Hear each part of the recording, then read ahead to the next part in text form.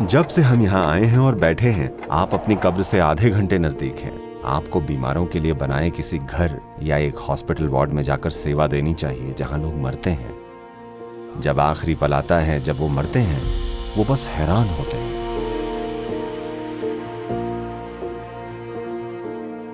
मेरा सवाल ये है, मान लीजिए मानवता इस कठिन समय को पार कर लेती है, फिर हम क्या करेंगे? अगर हम एक आदर्श समाज बन गए जहां हर कोई शांति से साथ में है, तब हमारे खेल का अंत क्या होगा? हम किस चीज के लिए प्रयत्नशील होंगे?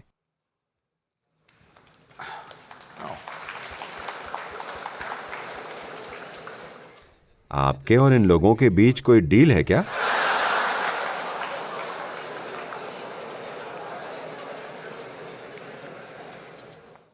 देखिए, इसे इस तरह सोचिए, क्योंकि असल में आप ये पता नहीं लगा सकते कि ये सारे लोग क्या चाहते हैं।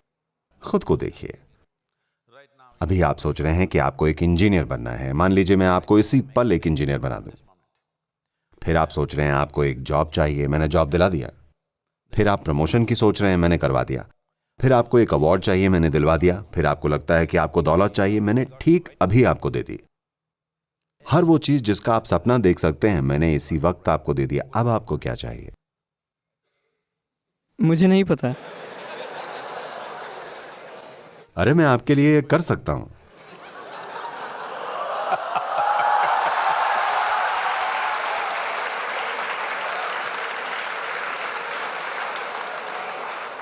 मान लीजिए मुझे एक जॉब चाहिए। मैं अभी एक जॉब के लिए कोशिश कर रहा हूँ। हाँ, अब हम खेल के अंत की बात कर रहे थे ना?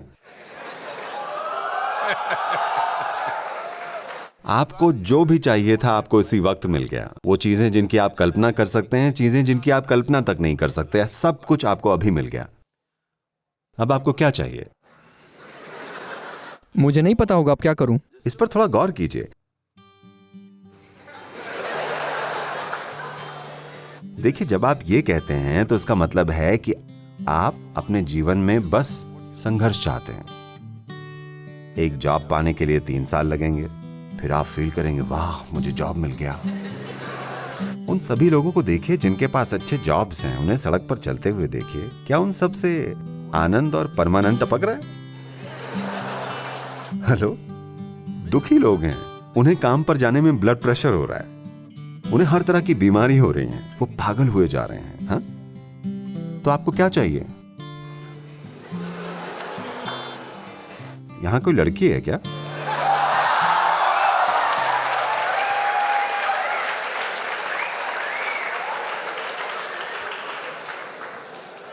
आपको क्या चाहिए? मैं नहीं जानता अब। ये अच्छा है, मैं नहीं जानता, मुझे पसंद है, क्योंकि वाकई आप नहीं जानते। हर कोई अपने आप को जीवन के हर कदम पर बेवकूफ बना रहा है, ये सोचकर मुझे ये चाहिए कि मुझे इंजीनियर बनना है, इंजीनियर बनना है मुझे। ये आपको 5-7 साल के लिए बिजी रखेगा। फिर मुझे जॉब चाहिए, जॉब जॉब, ये आपको 1-2 साल और बिजी रखेगा। फिर मुझे ऐसा जॉब चाहिए, वैसा जॉब चाहिए, आपको ये और 8-10 साल के लिए व्यस्त रखेगा। मुझे इतना पैसा चाहिए, उतना धन चाहिए, और 25 सालों के लिए आपको बिजी रखेंगे। मुझे इस तरह की लड़की चाहिए, उस तरह की लड़की चाहिए, उस तरह का लड़का, ये आपको कुछ साल व्यस्त रखेगा। फिर बच्चे हो जाएंगे, मैं अपने बच्चे को ये बनाना चाहता हूं, ये। चलिए, हम आपके अंतिम संस्कार की तैयारी कर रहे हैं।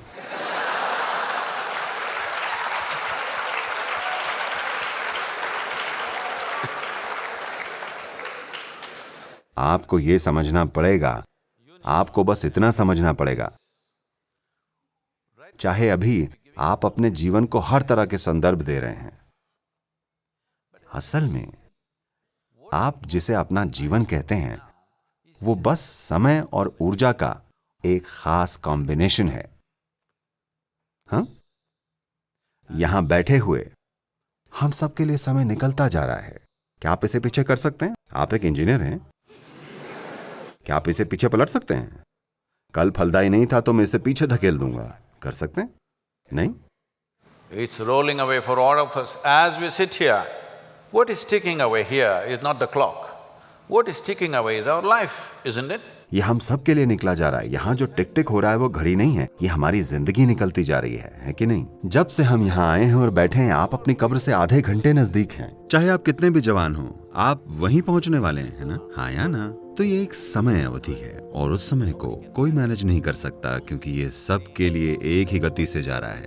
आप कुछ करें, आप कुछ ना करें, आप सोए हों, आप जागे हों, खुश हों, दुखी हों, आप चाहे जो कर लीजिए, ये बड़ी निर्दयता के साथ निकलता जा रहा है ना?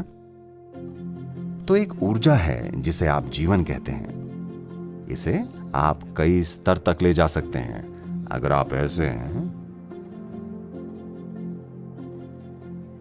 मैं क्लासरूम एक्सप्रेशन की बात कर रहा हूं।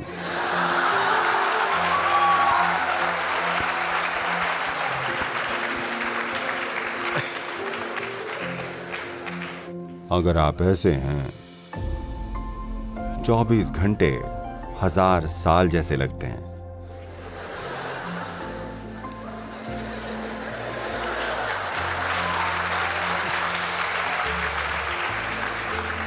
लेकिन आप देखेंगे किसी एक दिन आप बहुत खुश हैं, 24 घंटे पुफ एक पल जैसे निकल गए।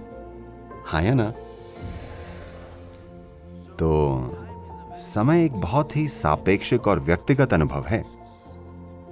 अगर आप आनंद में हैं और आप 100 साल जिए, ये कुछ पल जैसा महसूस होता है, ये बस चला गया।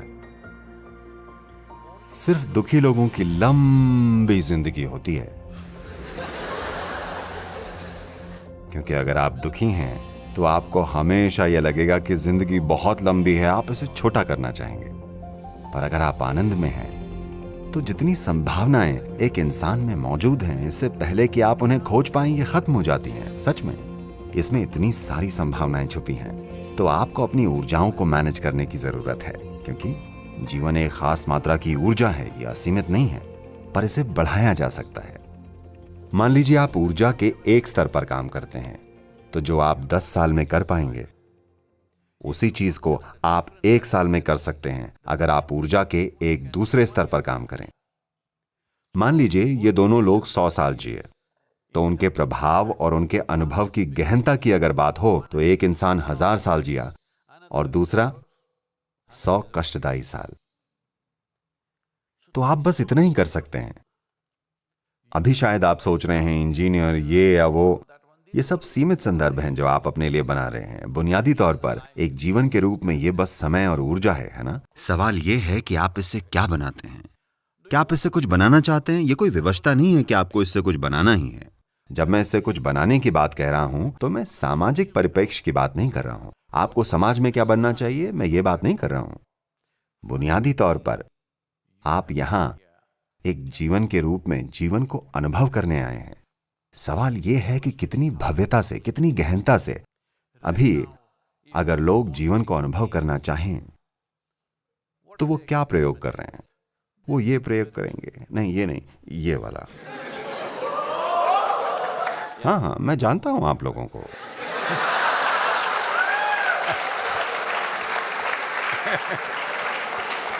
या फिर वो ये प्रयोग करेंगे या कुछ और करेंगे।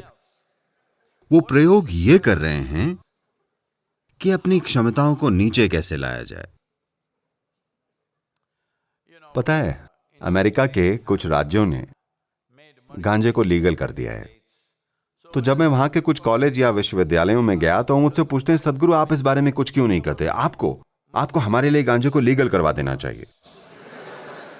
मैंने कहा नहीं, कोई प्रॉब्लम नहीं है, हम गांजे को लीगल करवा देंगे, कोकेन को भी लीगल करवा देंगे, मेथ को भी लीगल करवा देंगे। क्या प्रॉब्लम है?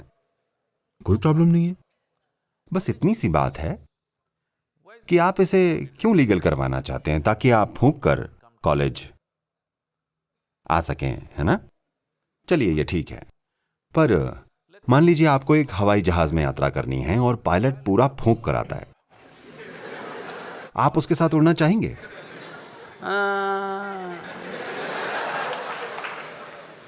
क्योंकि ये बंदा तो बिना हवाई जहाज के उड़ रहा है।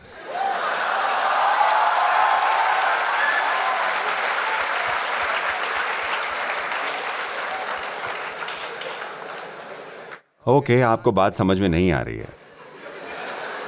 आपको एक बड़ी सर्जरी करवानी है, और सर्जन पूरा फूंक कर आता है। आप करवाना चाहेंगे? अरे नहीं। इसका मतलब आपको साफ समझ में आता है कि यह आपकी क्षमताओं को कम करता है। मैं चाहता हूं कि आप सब इस पर गौर करें। क्या आप ये मानते हैं कि आप अपने जीवन को ऊपर उठा सकते हैं अपनी क्षमताओं को नीचे लाकर? हेलो, अगर आप इस जीवन को बेहतर बनाना चाहते हैं तो आपको अपनी क्षमताओं को सुपर बनाना होगा। यही एकलौता और एकमात्र तरीका है कि आप जीवन को बेहतर बना सकते हैं। आप अपनी क्षमताओं को कम करते हैं और फिर सोचते हैं जीवन बेहतर हो जाएगा। यह किस तरह की बेवकूफी है? सिर्फ इसलिए क्योंकि ये आपको थोड़ा सा ऐसा बना देता है। मैं आपको हर समय ऐसा महसूस करवा सकता हूं। कैसा रहेगा? बिना किसी पदार्थ के मैं हर वक्त ऐसे ही हूं। मेरी आंखों को देखिए, मैं नशे में हूं। कोई पदार्थ कभी नहीं छुआ, पर पूरी तरह नशे में हूं हर वक्त, क्योंकि मैं चाहता हूं कि आप ये समझें कि इस धरती की सबसे बड़ी केमिकल फैक्ट्री यहां है। अगर आप इसके एक अच्छे मैनेजर हैं तो जो भी अनुभव आप चाहते अपने अंदर से बना सकते हैं और अपनी क्षमताओं को भी ऊपर उठा सकते हैं। अगर आपको कोई अनुभव हो रहा है तो उसकी अनुभूति के लिए भी आपकी क्षमताओं को बेहतर बनना होगा, है ना? क्या यह शरीर इस धरती पर सबसे बड़ी केमिकल फैक्ट्री है, सबसे उन्नत और जटिल है? आप मुझसे सहमत हैं? क्या यहां केमिकल इंजीनियर्स हैं? तो मैं पूछ रहा हूं कि आप अपने सिस्टम को कैसे मैनेज कर रहे हैं, इस बारे में आपने क्या किया है? हमने आपको इतनी जटिल मशीन दी है कि आपने कम से कम यूजर मैनुअल पढ़ा है? नहीं, बस ऐसे ही आप इसे चला रहे हैं और सोचते हैं कि कुछ अंदर डाल लेने से यह बेहतर हो जाएगी। नहीं, विश्वास मानिए, इस जीवन को बेहतर बनाने का एक और एकलौता तरीका है कि आप अपनी क्षमताओं को एकदम निखार लें। जिस तरह आप देखते हैं, जिस तरह आप सुनते हैं, सूंघते हैं, स्वाद लेते हैं, छूते हैं, अगर ये बेहतर हो जाएं, तो कई मायनों में जीवन बेहतर हुआ कि नहीं? इसमें और भी बहुत कुछ है, पर मैं कह रहा हूं कि आप अपने अनुभव से जो जानते हैं, मान लीजिए आपके बगल में जो बैठे हैं, आप उनसे दुगना बेहतर देख सकें, क्या आपका जीवन बेहतर हुआ? अगर आप दूसरे से बेहतर स्वाद ले सकें, जीवन बेहतर हुआ कि नहीं? अगर आप बेहतर महसूस कर सकें, क्या आपका जीवन बेहतर हुआ? अगर आप बेहतर सुन सकें, जीवन बेहतर हुआ? इस स्तर पर आप ये समझ सकते हैं, पर मानवीय क्षमताओं के और भी कई आयाम हैं। अगर आप इन्हें बेहतर कर लें तो यहां बैठे हुए आप आनंद में डूबे होंगे, बस यूं ही यहां बैठे हुए।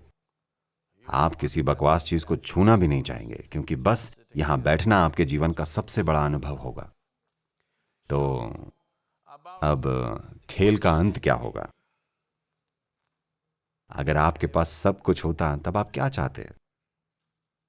अगर आपके पास वो सब कुछ होता जिसकी आप कल्पना कर सकते हैं, सब कुछ ठीक यहां हो, अब आप क्या चाहेंगे? आपको इस पर विचार करना चाहिए, है ना? मैं आपको उत्तर नहीं दूंगा। अगर आप इतने विचार का भी अपने जीवन में निवेश नहीं करना चाहते तो इसका मतलब है कि आप बहुत नजदीक का ही देख पाते हैं। हेलो, ये गौतम बुद्ध के साथ हुआ। आपने गौतम के बारे में सुना है? गौतम बुद्ध, क्योंकि उनके पिता ने कोई ज्योतिषी अनुमान सुना था कि वो या तो एक महान शासक बनेंगे या एक महान संत, और उनके पिता उन्हें एक महान शासक देखना चाहते थे। तो उन्होंने इस लड़के को सुरक्षित रखा और एक अलग महल में रखा जहां ऐशो आराम है, सब कुछ जो आप सोच सकते हैं वहां मौजूद है। एक बहुत सुंदर युवा लड़की से उनकी शादी करवा दी, सब कुछ है। किसी हालत में उसे किसी तरह की पीड़ा नहीं दिखनी चाहिए। पर एक दिन वो बस बाहर निकल गए। उन्होंने एक बूढ़ा आदमी देखा और पूछा, ये आदमी ऐसा क्यों है? होते हैं ना उनके सारथी या गाड़ी चलाने वाले ने कहा, अरे एक समय बाद हर कोई ऐसा हो जाता है। उन्होंने कहा, क्या मैं एक नौजवान राजकुमार हूं, क्या मैं ऐसा हो जाऊंगा? हाँ, ऐसे सभी हो जाते हैं। उन्हें झटका लगा। फिर उन्होंने एक आदमी देखा जो किसी बीमारी से पीड़ित था। ये आदमी इस तरह क्यों है? उन्होंने कहा, ये कई सारे लोगों के साथ होता है, किसी के साथ भी हो सकता है, कुछ कह नहीं सकते। कोई भी बीमार पड़ सकता है। ज्यादातर लोग सोचते हैं ये दूसरों के साथ होता है, नहीं, ये हमारे साथ भी हो सकता है। हेलो। और फिर उन्होंने एक अंतिम संस्कार देख लिया, एक मृत शरीर। वो क्या है? उन्होंने कहा, ये तो होना ही है, हर कोई मरेगा। आपको भी पता है ना, आप भी मरेंगे। नहीं, क्योंकि ज्यादातर लोग सोचते हैं कि दूसरे मरते हैं।